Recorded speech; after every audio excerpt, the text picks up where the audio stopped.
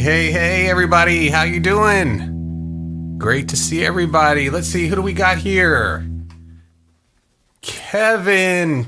Oh, wait. Let's see here. Coke says, woo first. Besides the other person that got here first, which was Kevin.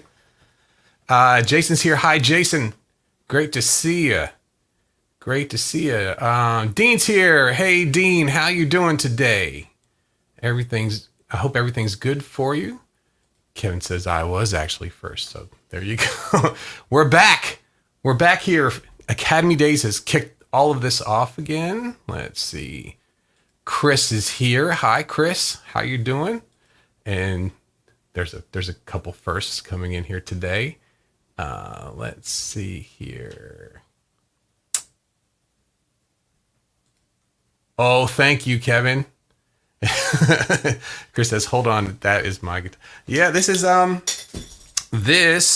that old guitar I used to play, touring around, and I put a new pickup in it. I put a Pearly Gates in the bridge, and that has been a fun thing for me. I put these DiMarzio 36 anniversaries in here a while ago, and then promptly stopped using the guitar. So now we've got it in there. Okay, so Academy Days are going on. We've got a lot of stuff to talk about today. I'm still arranging things on the guitar and arranging things on the computer as well. Here we go. So now I can look at all of you, and it looks like I'm looking that direction. Awesome. So today we are going live. We are going live to my personal Facebook page, the Play Guitar Podcast Facebook page, the Facebook group. We're also going live to YouTube and to now two new ones. We're going live to Twitter and to Twitch today as well. Twitch I just set up today, so I'm probably doing it wrong. So if you're on Twitch and you see me and it's not set up correctly, understandable. So we're doing a big celebration today. This is as I get into Academy Days. Yesterday was the first day of Academy Days. Yesterday, the surprise was that the audio podcast is going to be every single day. And that's exciting. And I'm going to get that going on. And then today, let's see here. Well, today is the beginning of the daily live streams. And a lot of fun. I always had a lot of fun doing these, but I had some stuff I had to take care of, kind of dropped out after a while. Let's see here. So if everyone could give me a 1 in the chat, let me know that the audio is sounding good. I can't really tell on my end. Kevin says, we are all first and all winners. Yes, that's right. You show up, you get a trophy. You're all winners. We're all winners here. Okay, so this is fun. This is great. I've got a lot of stuff to talk about today. We have 2 daily topics that we're going to get into as we go. Also, I will get into any topics that you all would love to figure out, anything that you're struggling with. If you just want to talk, hang out, have fun, that's cool too. I missed this, I have to say. Well, here's what I did. Was starting to get the academy going and all of the things that had to be done, and was overwhelming. And so what I did was I just assumed that I was the problem. So I dropped out and I started fixing things. And it took me a good 2 months to kind of get my schedule back on track. All right. Awesome. Chris says, can hear good. How was the guitar level when I came in? I think I set that ahead of time. I think it should be okay. That's some Spark stuff. What I was using, I think I'm going to be doing that a little bit now as we go. This was is this a preset? No, the Silver Ship preset that was in the, I thought it was the Switchblade amp. It may have changed since I started it up here.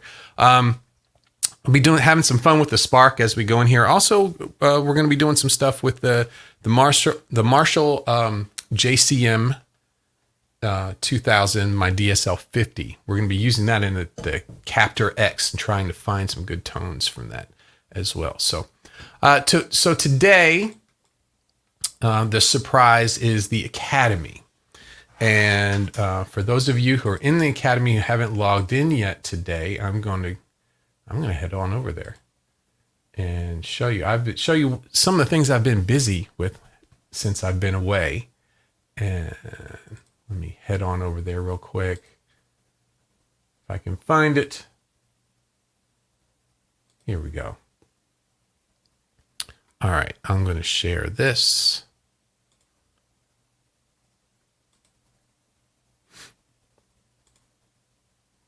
Here we are. Okay.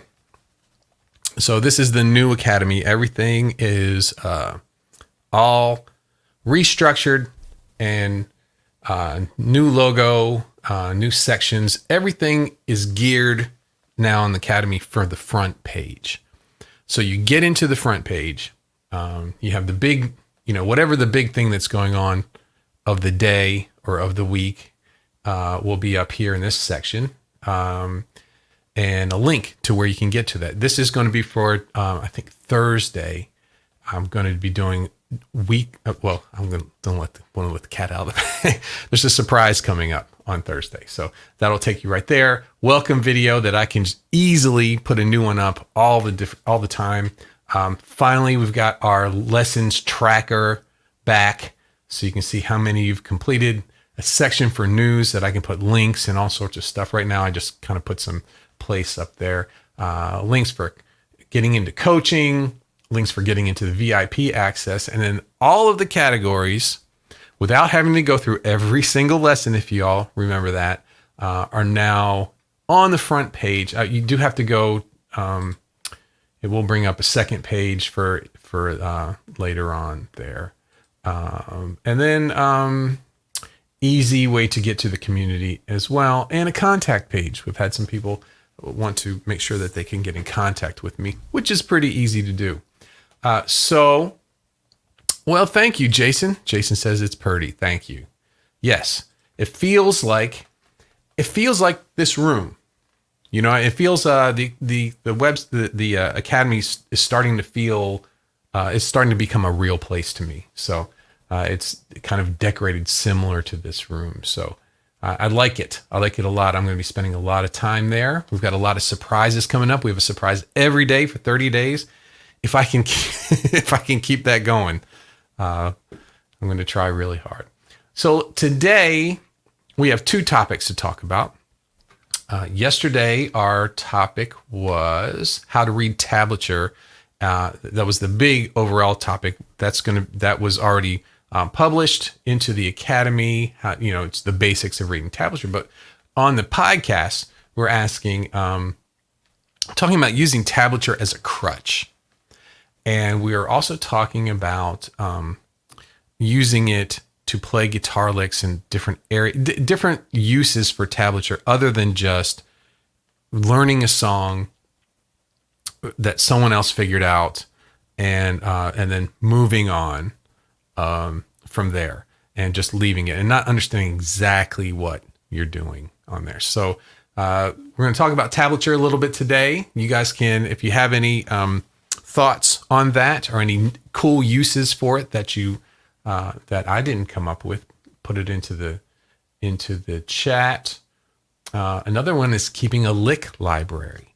It used to be, I'd just use everything on my handheld recorder, and then a lot of times I'd listen back and be like, man, it's going to take me a long time to figure out what I did for that. Let me get back to the main screen here. Let's see. BM says, Lee, have you thought about doing Twitter Spaces on guitar? I haven't yet. I haven't. Just getting this on Twitter right now was the first step. But I am planning on doing a lot more stuff on Twitter now. Twitter's there's a lot of changes coming to Twitter.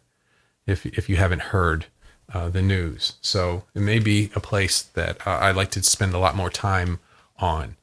So I will definitely look into. Let me write a note down because I'll breeze past it. Twitter Spaces. Yeah, so we're branching out to Twitch and Twitter. I've been on Twitter for a long time, but it got kind of not fun to be there, so I didn't do as much, and I'm going to do more there. So I think that'd be fun. So the other thing that we're going to talk about today is how do you make theory a priority, and how much of a priority should you make theory when you start to tackle music theory? This is the problem that I get from a lot of students who they get it. They get the light bulb. They understand, whoa, music theory. This is something I need to know. I can see now how it's going to help me with playing. After that, where do you go? Most do. They take a course, or they buy a book, or they just dive into it and start acquiring all this knowledge, which is not bad. It's great. But helping many students get out of that rut that happens after that, and explaining, well, this is how this applies to what you're actually doing. A lot of music theory is applied for classical music, and it's, and there's jazz music theory and stuff like that. But the majority of players that I help are, popular music, not pop music, but, music that you would hear on popular radio, those kind of things. So let's see here. Just make it about Bitcoin and you will get, plebs galore. Yeah. There, it's a neat place. I'm planning on doing more there too as well.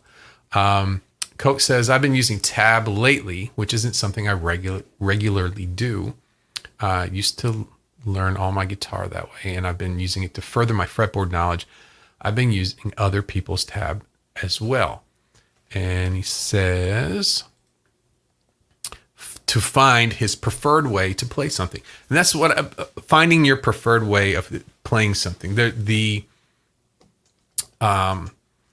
I think one of the big hurdles as you progress as a guitar player, I think one of the big steps where I always talk about it's jumping up into steps, is when you get to the point where you realize that the parts that you play on guitar are very liquid. They're not solid. There is not a hard and fast way to play one thing. Anytime that you go to see one of your favorite players live play something, and you see that they're not doing it the way that they used to do it, right? Or that things have changed over time. People get tired of playing the same thing over and over and over again, then you start to realize that, hey, these parts don't have to be exactly the same, and the people who play them don't play them exactly the same.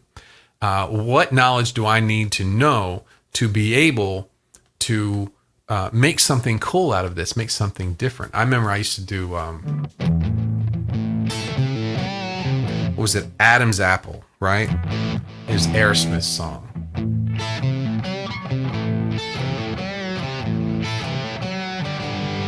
And I used to listen to the two guitar parts and try to do it exactly that way. And then I tried to put them together and tried to play the two guitar parts exactly that way. And it never quite sounded right. And then I changed it a little bit. And I would play it. This is early on. I'd play it and people were like, what's that? That makes no sense. And then I changed their parts a little bit so that I could fit and get both Joe Perry and Brad Whitford's parts and play them together. And then I would start to play it and people knew exactly what the song was from that point. So finding different ways of playing common songs that makes you sound like yourself, but you can also represent the song better by incorporating other things in your parts. It's really interesting. And using tab, I was going to bring Guitar Pro up on here, but I'll just tell you about it. It's a really easy way to move things around on the guitar if you're not there yet, if you can't see licks in different places. So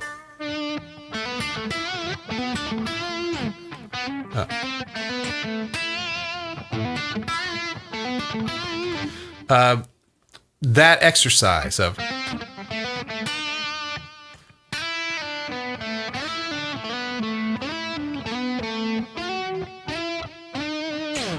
playing the same lick in different places on the guitar and in different octaves, it's really helpful for playing live, because you have to think very quickly when you're playing live. When you're in mid-song, you don't have a lot of time to experiment. You have to be able to quickly move from note to note there.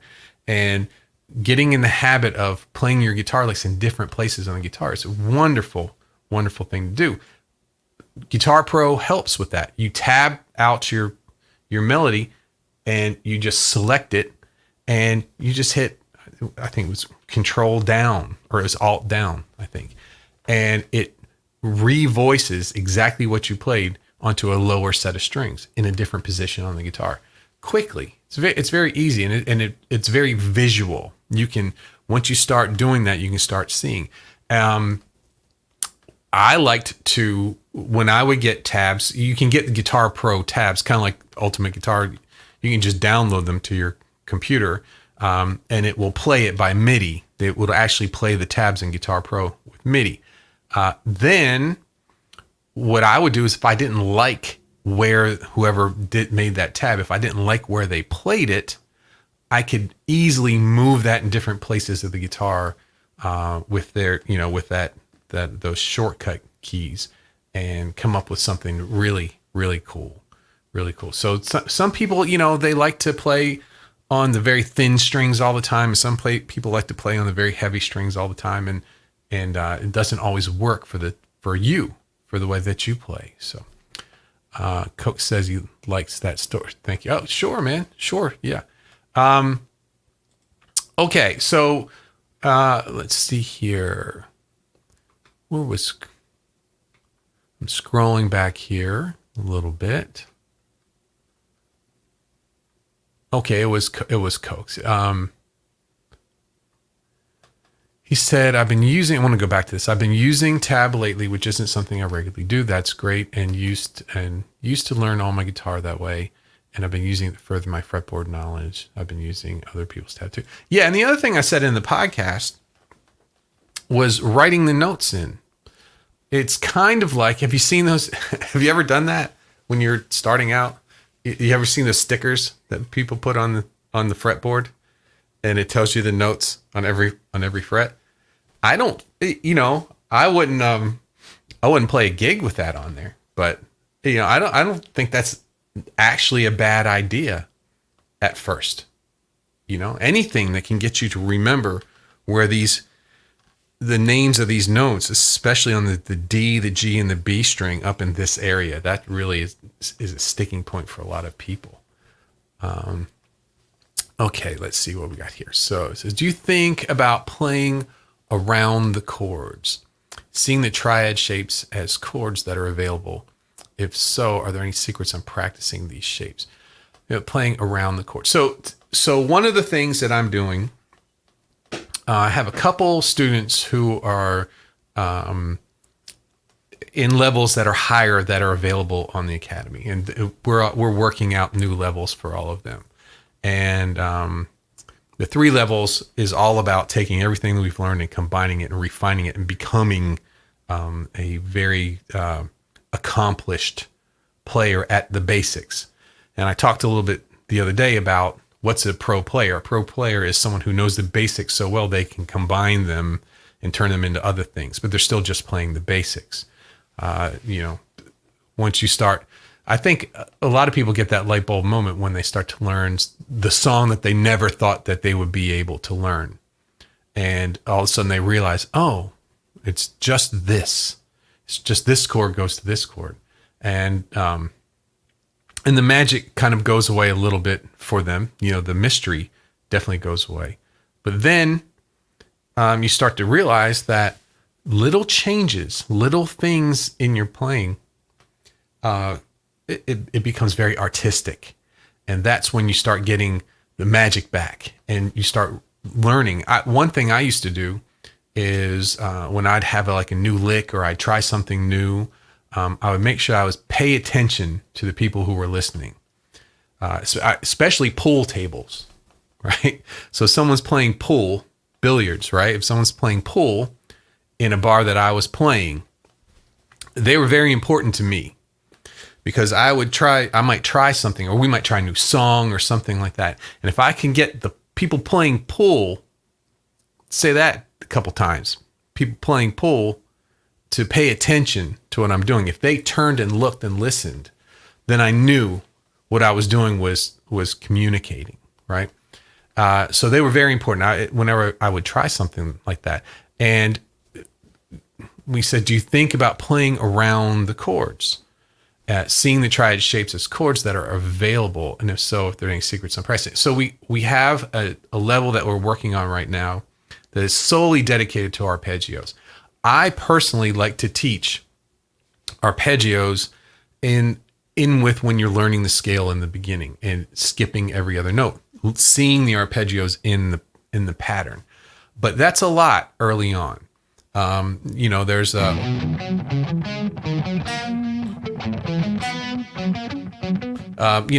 there's a lot of just triad arpeggios, diatonic ones in every pattern. And when you start to play through those and realize just how many that you're dealing with, it's a little overwhelming.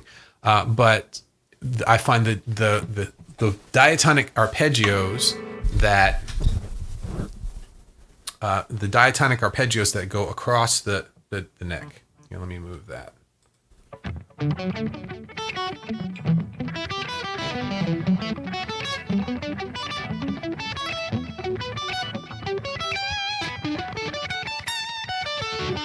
That's just a C shape diatonic D, starting in D major, E minor, F sharp minor, G major, A major, B minor, C sharp, diminished, and then back to D major. When you can see them across the guitar like that, it helps. It gets a visual representation of what the triad arpeggios are. And sometimes you can see them in the patterns, and sometimes you can't. But what we're doing is a combination of both.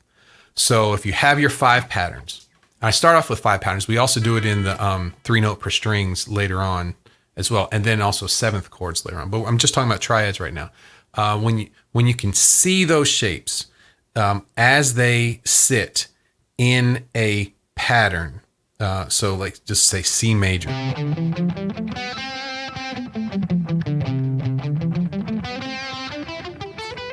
And if you can see that shape right there, let me get in front of this here. Let's see. I know. I've got another camera. Duh. There we go. Perfect. So this is C major pattern 1.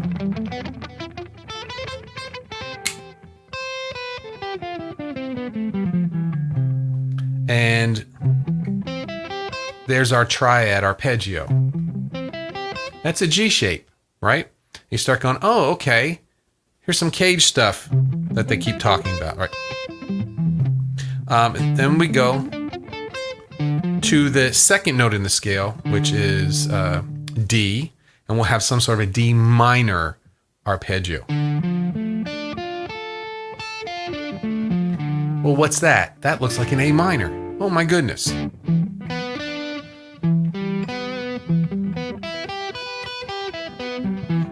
This has got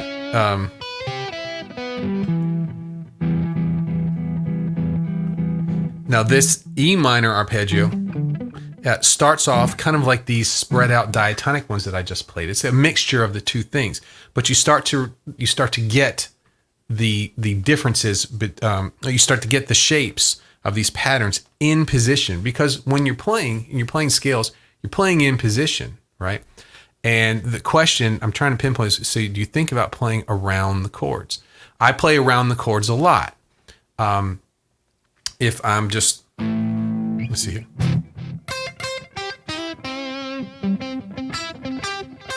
That's just arpeggio. So then I can take that same lick,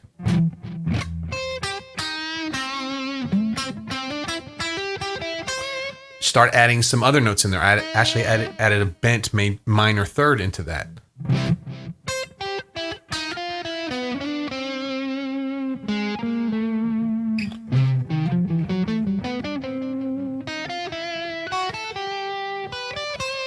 So now I'm playing around the shapes, around the chords, doing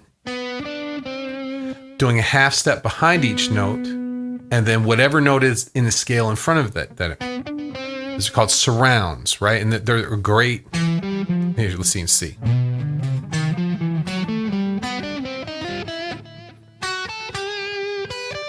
So I'm playing a lot of wrong notes, but because they resolve to the right notes, they don't sound so wrong. You can tell where they're going. It has a confidence about it, and all that is playing around the chord shapes. And he says, seeing the triad shapes as chords that are available, and if so, are there any secrets on practicing these shapes? Yeah, the secret is, and that's what we're doing this level right now. I'm working on right now is learning your triads, your seventh chords, and then even extensions, learning them both across the neck of the guitar, which is the traditional heavy metal way of, sweep picking those things, but also learning them inside the patterns, and also being able to play them in just one octave. A lot of times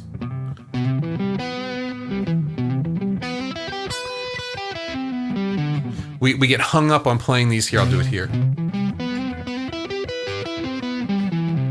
We get hung up on playing very big, large arpeggios because we have 6 strings and we can go across and practice all of those. But unless you're playing some classical or you're playing some sort of heavy metal arpeggio sweep picking type thing, you're never going to play all of those notes. So being able to play them in one octave.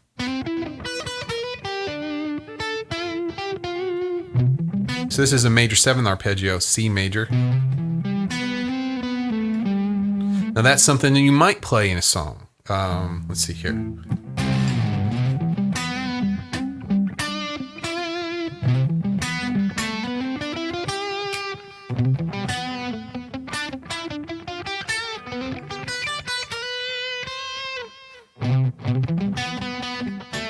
Yeah, I started every single one of those licks off straight from the arpeggio and did it just enough that it didn't get old.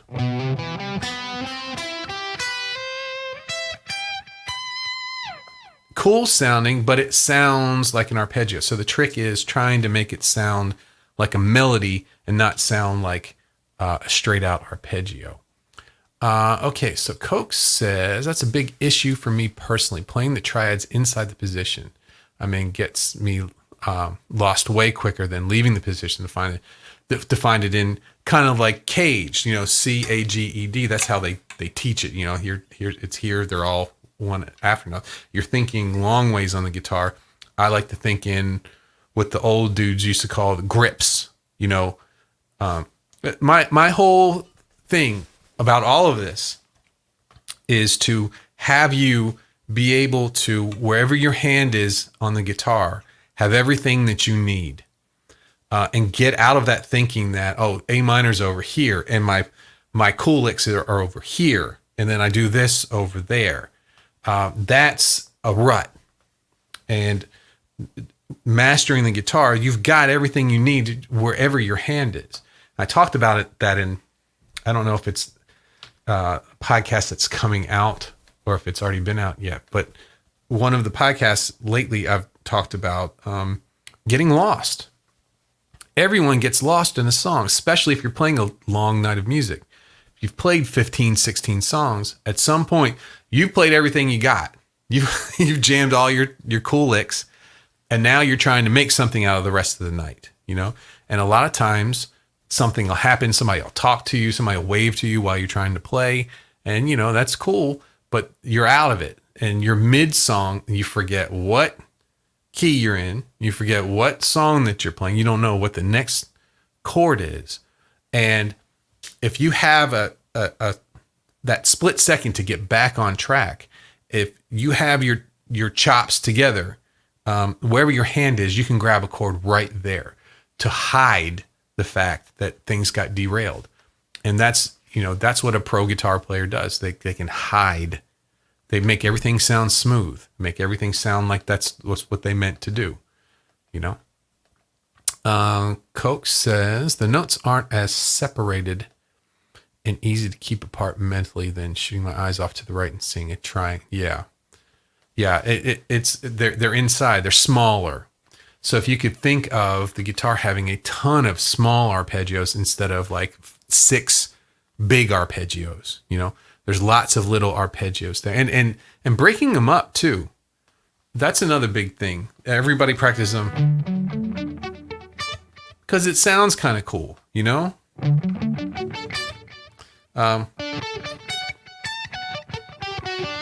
It's almost like bugle music,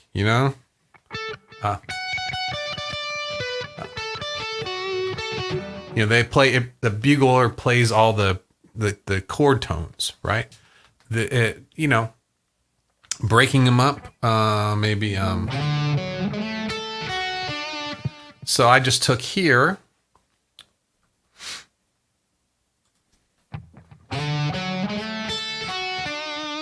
I just started the arpeggio. This is a D. It's an A shape D major arpeggio. Automatically, that's better than. That sounds like an exercise.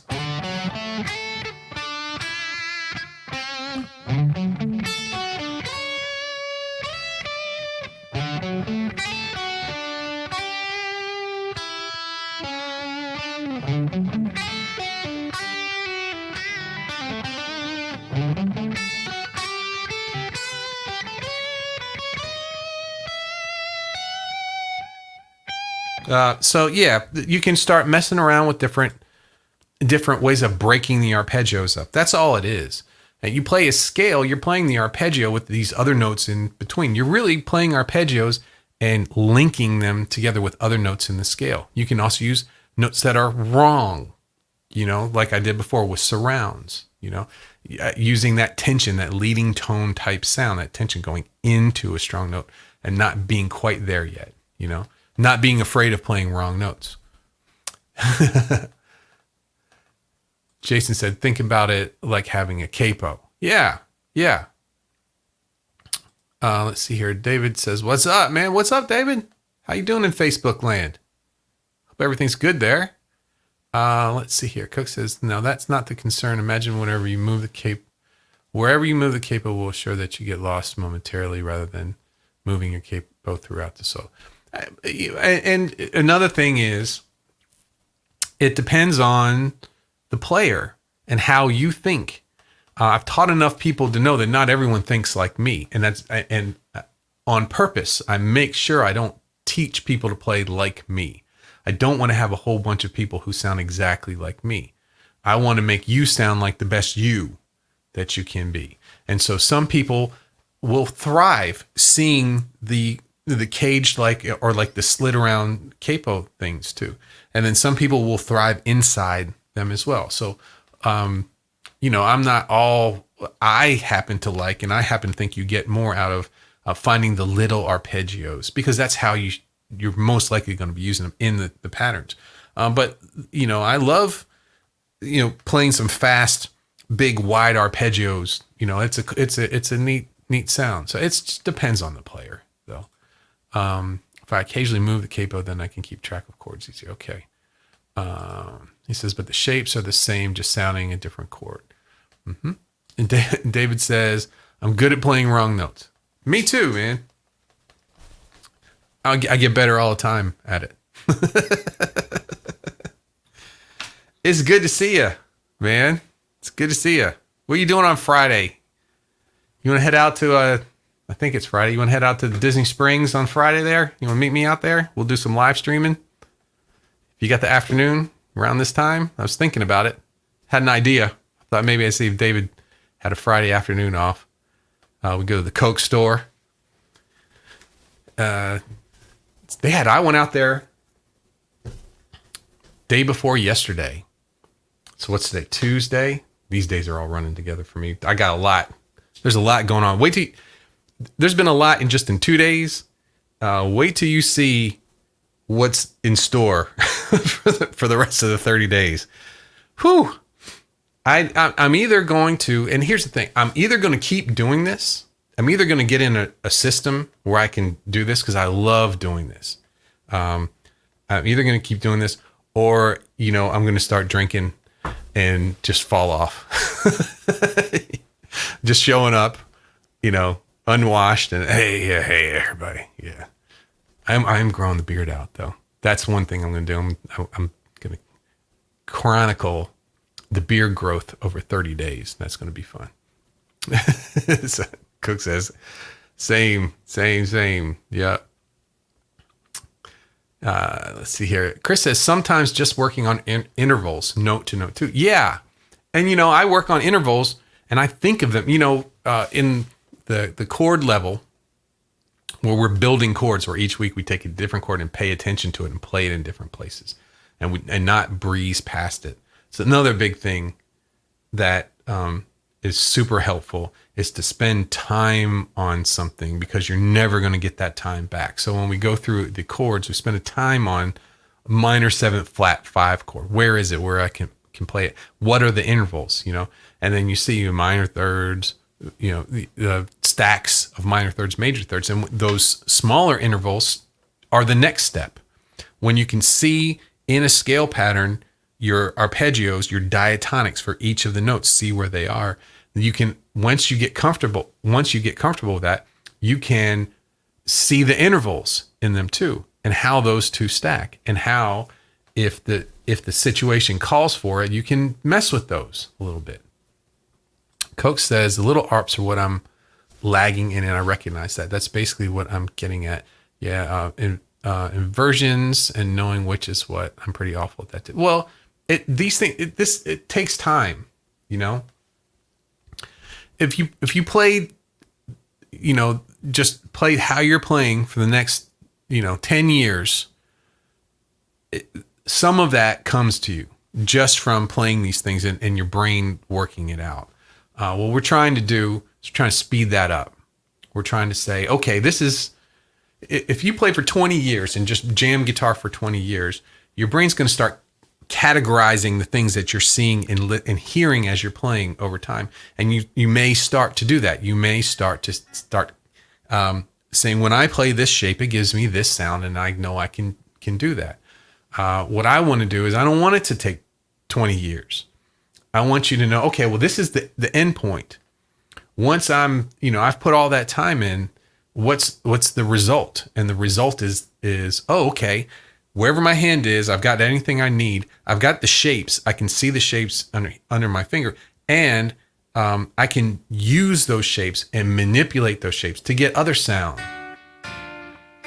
I mean, Jimmy Page, for example, especially his acoustic work and the passing tones between major chords that create cool passing chords. And he's just bringing notes down and moving them in certain ways in between chords. He didn't think about that cool passing chord in between. It happened as he was voice leading. He was taking each note of the chord and moving a little bit towards the next chord, or moving it right up one behind it so you get that tension. Really, really, people give Jimmy Page a hard time because he did some of his most famous work that technically was a little sloppy, but some of the rhythm guitar parts in the songs that he had written are masterful, really masterful. The Rain Song's one that I always think of about that. Let's see here. David says heading up to Tallahassee to see Joe, his wife's 50th birthday, but for any other. Okay. Yeah, well, we'll do it again. I'm going to, I'm thinking about doing more of that kind of stuff, and taking you guys with me as I do fun stuff around here, because there's a lot of fun stuff. What I was saying is, when I went to Disney Springs the other day, there was 6 bands playing.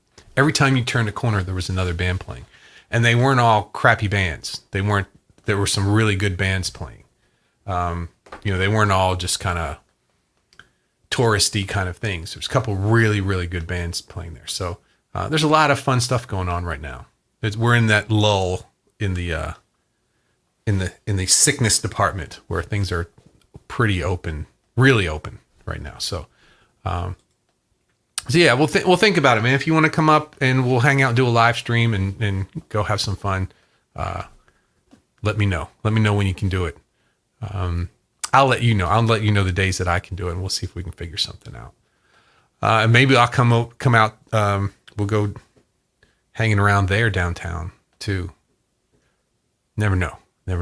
All sorts of ideas, and I just got to get the time to do it. Kevin said, "Hey Kevin, was that you? I keep asking people for reviews for iTunes because that's honestly the only way to get more people in. The more reviews you get, the more reviews you get. I was at the dentist yesterday. The more reviews you get, the more they push you out. So I mean, it's a 1-to-1 thing. So I've been asking for that, and I got somebody said KK Guitar left an awesome review yesterday. Was that you?" I said, if that's Kevin, that's the man right there. Kevin says, "My kid took half my pedals to build his own rig." Oh man, that's rough. I think have him start on the Joyos and the mini pedals. I don't know, man. I don't know. My she's got one of my Strats that's hers now, and I put good pickups in it and some practice amps. So she hadn't done the pedal thing yet. Let's see here. Coach says depends on which ones. Ken says I left one review wishing the last week. Yeah, it was last week. I think I just saw it yesterday. Thank you. That's awesome, man. I really appreciate that. That helps. That one thing you did helps so much. You don't even know. And this podcasting everyday thing, the downloads are like crazy doing that on a Monday, Tuesday. It's crazy. The audio podcast is doing great in 2 days, better than it did the past couple weeks. So we'll see. We'll see if I can keep that going. Jason says, speaking of pedals, I got to get on making those videos. Yeah. I want to do more of the Spark videos. People are actually watching them. I can't believe it. Everything else works good. YouTube, the algorithm, Dennis, decides what you're going to do, So I just need to go with it, I think. And Jason says, I think I will start with my budget pedals. Yeah, I would do that, man. Do it. And he says, I ordered the Spark Mini. Yeah, I saw that there was a Spark Mini. I haven't seen it yet. I don't know what the deal is. Is it like a portable? Is it like battery powered or something like that? Kevin says he took mostly the Behringer pedals that I had, so I'm cool with that. Yeah, there's some good Behringer pedals. Guitars are the same way. You can buy a really, really crappy $6,000 guitar, and you can buy a really, really nice $99 guitar. I'd never bought the $6,000 guitar, but I've bought a $2,000 guitar I didn't like. It wasn't for me. And I remember I used to play a Squier when I would teach, and it was fantastic. I wish I had bought it. I really wish. I'd still think about it. It was 20 years ago. I still think about it. Jason says Spark Mini is the battery one. Everything else seems to be the same, but less knobs on top. Cool. Yeah, I'm curious about that. I'm curious about the speaker too. I know that this one, the regular one, people complain that there's so much bass to it. you know, as far as getting guitar tones. I don't know. Maybe a smaller speaker would work well for that. I'm not sure. Sent me okay, cool. And I'll check it out in a little bit. Pick of intervals when using other strings as roots. How can we think about the movement like a root is on B string or G string? Okay, so intervals when using other strings as roots. I'll check the DM out later. We'll talk about it tomorrow. I'll check it out later on tonight. But so intervals when using other strings as roots. How can we think? Oh, okay. So like you're using like an open string. Root is on the B string. Let's do the G string, right? So with G to G, like this. So here's your. I gotta put these together so I can just hit a button. So G to G, and then major seventh interval, dominant seventh interval, major sixth, minor sixth, fifth, sharp four or flat five, perfect fourth, major third. Is that what you're talking about? Those kind of things, open strings, and using those as, yeah, I do that stuff all the time. I like, let's see if I can get it half decent.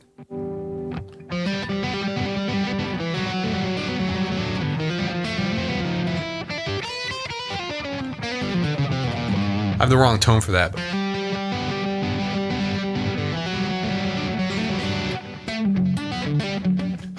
These are just this song. Because my tone's not working right.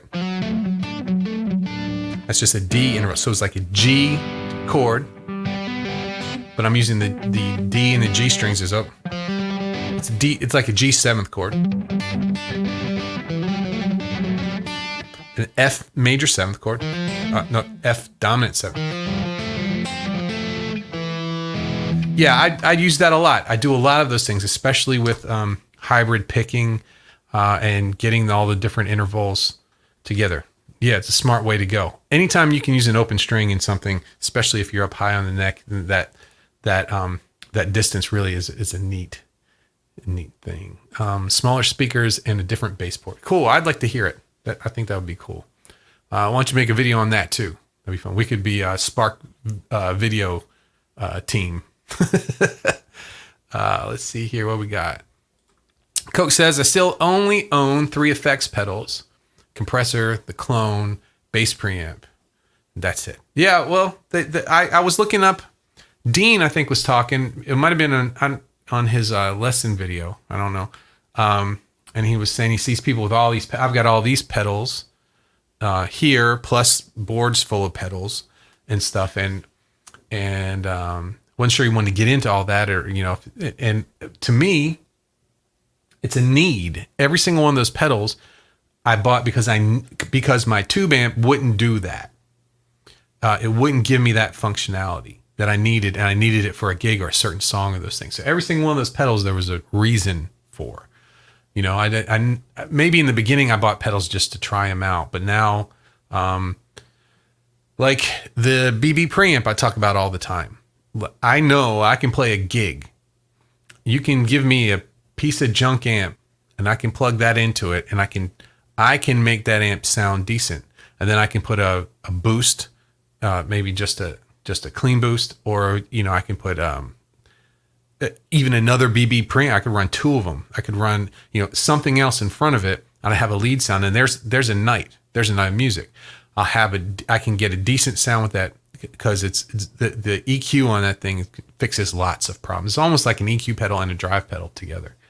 So I could get away with that and one other pedal and a tuner, and I can play a gig. That'd be good. But all of these pedals, they were from a band that I was in. I needed that sound and good stuff. Let's see here. I messaged you on Facebook. Cool. Yeah. Is there a diagram? Thanks. From what I just showed you, I don't know. I mean, I could write something out. It's just a song that I wrote. It's like a kind of like a country gospel chicken picking type thing. Didn't sound like it with this here. Okay, so it's 2:54. I'm going to be taking off in a minute. If anybody has any questions or anything before I go ahead and put them into the chat. I'm so happy to be back. Took care of a lot of stuff I needed to take care of. Rested. Not today. I was I was up, doing this last night till late. But I'm rested. Nonetheless. And happy to be back and happy to see you guys. And we're going to do this every day, at least for 30 days, maybe more. I don't know. But I'll see you all tomorrow.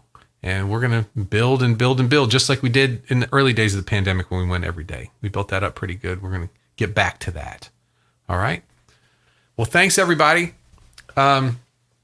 Make sure you listen to the audio podcast tomorrow. And more surprises to come. And let's see here. 1, 2. I'm going to say thanks. Let me go to Facebook. Let me make sure I get your. Where's my link? There's the link. Make sure I got your.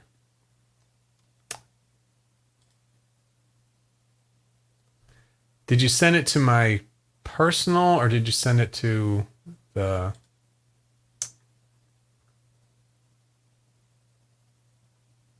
Brad. Okay, I got it. You sent it to the the page. Okay, I'll check that out a little bit. We'll talk about it tomorrow, okay? All right. Thanks, Brad. Thanks, Kevin. Thanks, Jason. And thanks, Coke and Kevin and David and Chris. Great to see everybody again, man.